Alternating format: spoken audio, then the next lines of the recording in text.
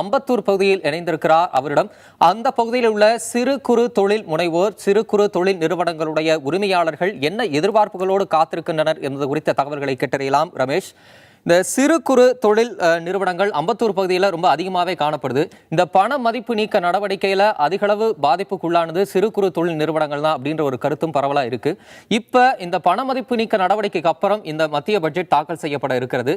இந்த சிறு குறு நிறுவன உரிமையாளர்கள் இந்த பட்ஜெட்ல எதை எதிர்நோக்கி காத்திருக்கிறாங்க? அவருடைய எதிர்பார்ப்புகள், கோரிக்கைகள் என்னவா இருக்கு ரமேஷ்?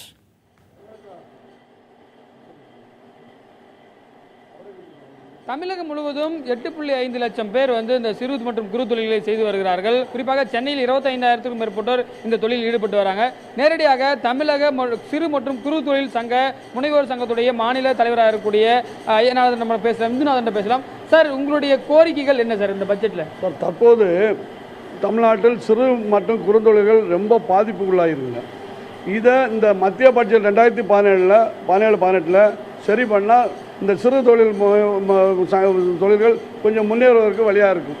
அதற்காக என்ன பண்ண வேண்டும் என்றால், இந்த வட்டி விகிதமானது, வங்கியில் உள்ள வட்டி விகிதமானது விவசாயிகளுக்கு என்ன கொடுக்குறாங்களோ அதே மாதிரி குறுந்தொழில்களுக்காவது அந்த இது கொடுத்தால் குறுந்தொழில் முன்னேற்றுவதற்கு வழியாக இருக்கும்.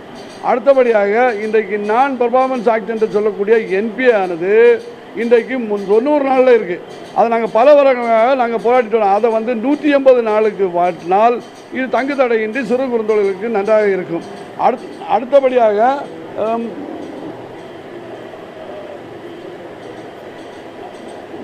வருமான விலக்கு என்பது இப்போ இன்றைக்கு 5 லட்சம் ரூபாய் வருமான விலக்கு 5 லட்சம் ரூபாய் இருந்தால் இன்றைக்கு எங்களுக்கு சிறு குறுந்தொழில்களுக்கு நன்றாக இருக்கும். 4வதாக என்ன சொல்ல போகிறேன் என்றால், இன்றைக்கு எம்எஸ்எம்இக்கு ஸ்மால் அண்ட் டைனி இண்டஸ்ட்ரீஸுக்கு தனி சட்டம் வர வேண்டும்.